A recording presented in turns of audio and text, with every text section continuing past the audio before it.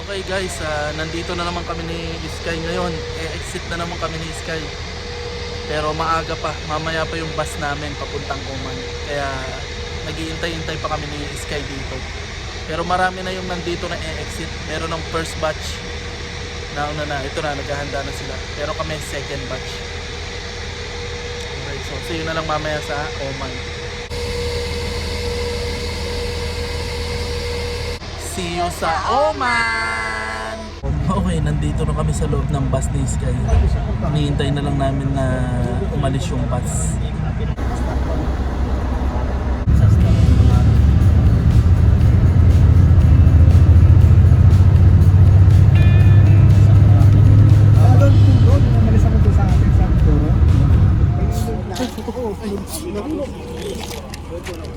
Okay guys, nakalampas na kami ni Sky doon sa boundary. Nakapagpa-exit stamp na kami.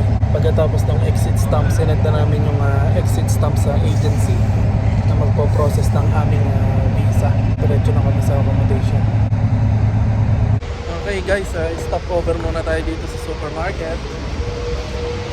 Bili tayo ng tubig. Yan lang maliit. Yan lang maliit. Ito. Maliit lang anak, sa'yo lang.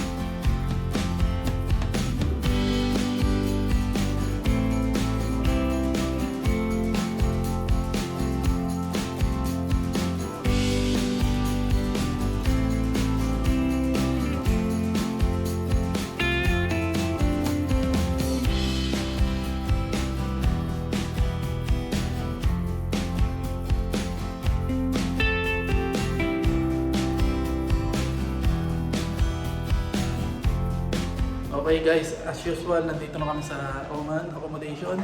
And same ng dating gawin, ganun pa rin ang sistema. At ang kagandaan nito, ang good news, pagdating namin dito ni Sky, dumating na kagad yung visa namin. So sinend ko kagad yung visa namin sa office para i-print and then magpa-schedule ng bus pa uwi. So hopefully makakuha kami ng bus pa uwi, ng seat pa uwi. Kasi almost full na raw yung bus mamayang hapon. So kung makakuha kami ng seat ng bus mamayang hapon, ngayong araw din, pagkarating namin ngayon, uwi na rin kami mamayang hapon. So same day, uwi rin kami. So mga gabi o madaling araw kami makakarating ng Dubai. Kung makakahabol kami sa schedule ng bus, kung mabibigyan kami ng seat. Sobrang hirap ng travel kasi matagal, malayo, ang haba ng travel time. Tapos tumigil pa yung bus doon sa kanilang opisina dito sa Oman at nagpalit ng bus. Yung sinakyan naming bus nakababad sa init, hindi pa naka-aircon, so napakainit. Sobrang muntik na akong mahimatay kanina. Buti na lang okay si Sky. So si Sky nasa baba, kumakain, binili ko siya ng chicken nuggets. So then, okay na, nakapag-schedule na kami. Hopefully makakuha kami ng seat and then tingnan ko na si Sky. Ganun lang naman dito, hindi na ako nag-video dun sa border kasi baka mahuli tayo, mapagalitan kasi bawal mag-video doon. Pero once na na-receive mo yung exit stamp, isa-send mo na yun sa agency para ma-process na agad nila yung visa. Okay guys, nandito na kami na Sky sa accommodation. Hi! Say hi! So lumabas na yung visa namin, iniintay na lang namin yung schedule ng bus. At pabalik na kami ng Dubai! Papa, titira tayo kay Pablo ng one day. Opo. Yeah. Yay! Okay guys, gumagabi na. Ayan yun. Ayan yung accommodation yan sa likod namin. Kagigising lang ni Sky. Natulog siya. Ako, naligo na ako. Kaso nakalimutan namin ng shampoo at saka toothpaste.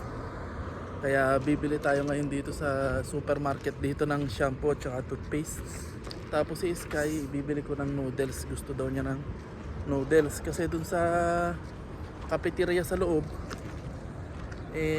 ayaw na Sky ng pagkain pang ano kasi pang Indian food, maanghang.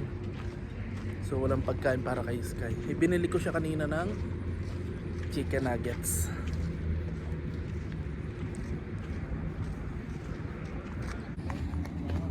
Papa, may dam. Nag-discover tayo na. Buti na lang may supermarket dito na pwede kang mamili. And then iba yung currency dito, Omani Real.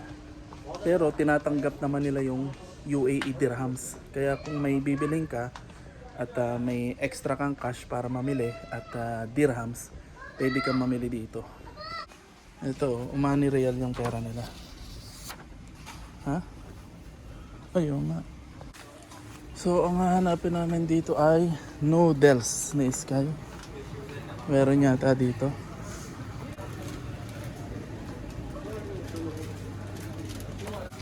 Ito, mga noodles. I'm sure. Ito. Ito, Sky noodles. Na. Kaling kaya dito masarap. Ito. Cheese. Bulldog. Chicken. Naman yan. Ramen yun. Wala siyang sabaw na. Gusto mo yung may sabaw? Okay, tingin tayo na may sabaw. Ito. Ang kinakain ko dati ito. Chicken flavor. Chicken. Ito may sabaw. Kailangan lang natin na may na tubig. Okay guys, nakakita na kami ng noodles ng Sky. Bibili naman kami ng toothpaste at saka shampoo. Okay guys, nakapamili na kami ng Sky. Bumili kami ng shampoo, toothpaste, saging, at saka noodles.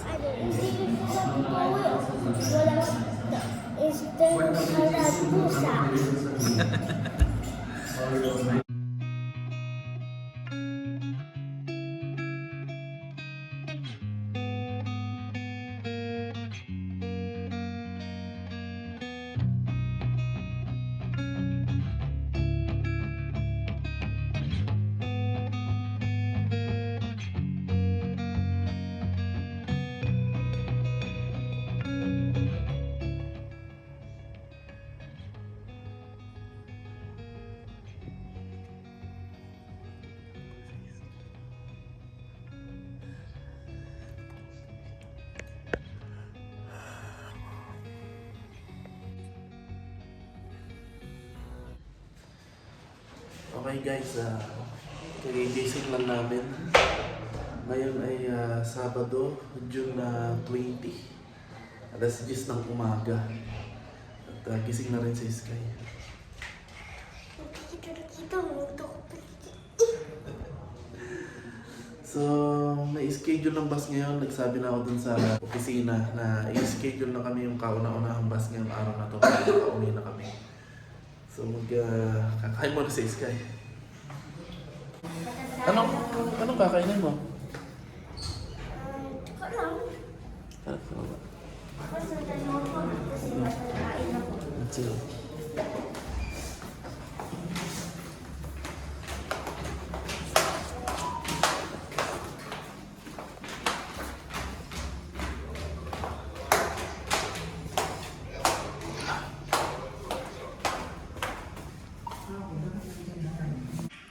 Okay, breakfast muna si Sky. Ako, may noodles ako.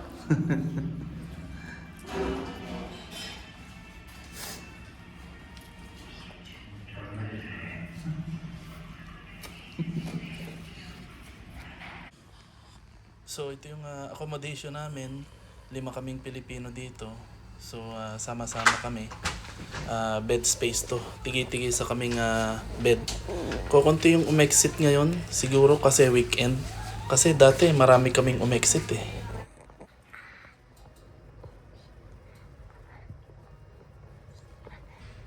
So Nagbago yung schedule ng bus ngayong araw kasi late daw dumating yung bus, late daw dun sa immigration sa Dubai. So instead na alas 2, alas 3 daw ang dating ng bus dito sa accommodation.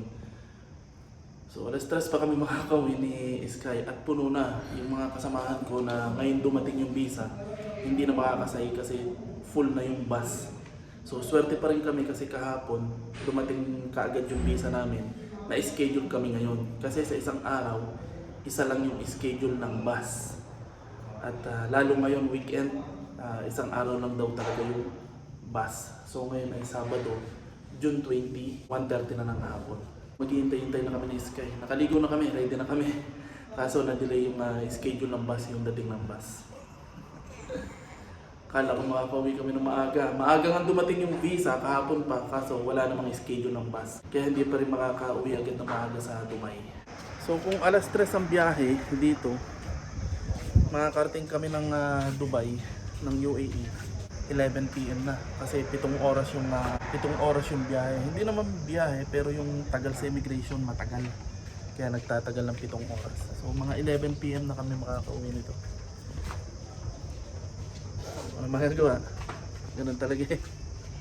Kaya mahirap umexit. Kaya ayoko na umexit eh. Kasi sobrang stress. Paghihintay, yung pressure sa visa. Tapos pagdating mo, maghahanap ka pa rin ng trabaho. Maganda sana kung may trabaho na pag-uwi. Tapos pera, gastos. Wala nang pera, kaya daw makabili ng pagkain. Nagparata lang kami ni Sky kanina. Tsaka kahapon. Anyway, ang good news, makakauwi na kami. Hinihintay na lang namin yung oras, yung schedule ng bus. Naalala ko dati, nung 2006 pa, 2007, umi-exit pa kami noon sa Iran, Kish Island. Eh dati, hindi pa ganun ka-active yung internet. May internet na noon, pero hindi ganun ka-sikat pa. Bali, nag-i-internet doon, kung nasa Kish Island ka, umi-exit. Yung ano pa noon, Yahoo Messenger, yung YM pa, Yahoo Messenger. Yung yahoo.com pa.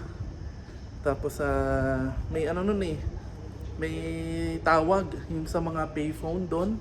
May isa dong office, tapos pwede ka dong makitawag. Ang tanda ko, 1 dirham 1 oras ang tawag. Pwede kang tumawag sa UAE. So yun ang communication doon. Tapos sa mga hallway, sa mga kwarto, may mga TV. Nagfa-flash doon yung mga pangalan ng mga tao na may visa na. So kapag lumabas na yung visa mo, makikita mo sa TV yung pangalan mo. Pag nakita mo na yung pangalan mo, tatakbo ka ngayon doon sa reception, pupunta ka sa reception. Tapos sasabihin mo doon sa reception na dumating na yung visa mo.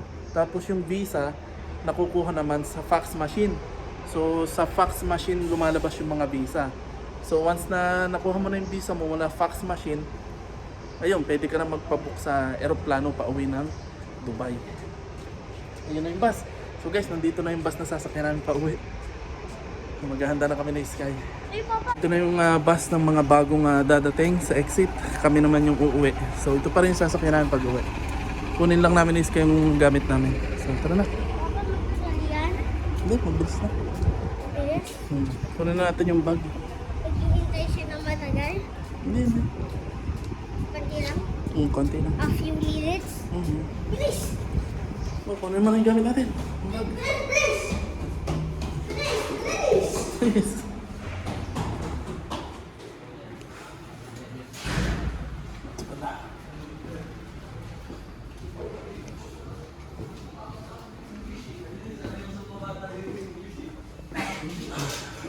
Okay, nandiyan ang ating service. Bus coming? Bus coming. Kasi tuwala nyo, malimutan nyo. Oo nga pala.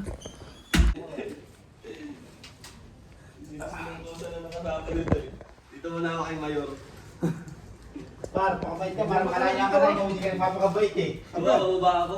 Bumaba ka na dito, pare. Pa rin yung dumating na umi-exit ngayon, no? Kukunti sila. Siguro dahil weekend. Kasi pag weekend, gawa siguro ng opisina, sarado. Kaya bihira yung umi-exit ng weekend. Eh ano ngayon, Sabado, tapos bukas Linggo. Kaya siguro kukunti yung mga umi-exit ng weekend. Kaya kukunti lang sila. Kahapon kami, kukunti lang din kami. Hindi puno yung bus, maraming bakante. Madami pa rin umi-exit. So marami pa rin hindi nawawala ng pag-asa at marami pa rin umaasa na magkaroon ng magandang kinabukasan at magkaroon ng trabaho sa UAE para sa kanilang pamilya. Ano na lang? Yung pag-exit ay hindi ibig sabihin ay tapos ng problema. Ito pa lang yung umpisa ng problema. So pag dating mo ng UAE, maghahanap ka pa rin ng trabaho. Within 2 months, kailangan makahanap ka ng trabaho. Or else, exit ka ulit, makikita mo ulit ang lugar na to. Okay guys, nandito na kami sa loob ng bus ni Sky. At paalis na kami dito sa accommodation sa Oman. So, uwi na kami ng Dubai, Sky. Goodbye, Bye, Oman. See you next week. Joke lang, joke lang, joke lang.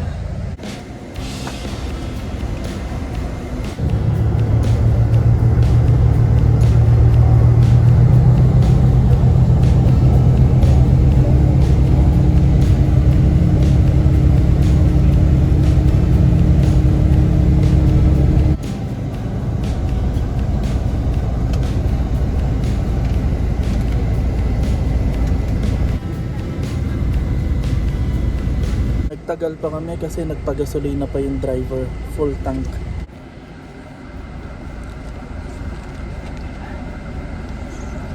Hello.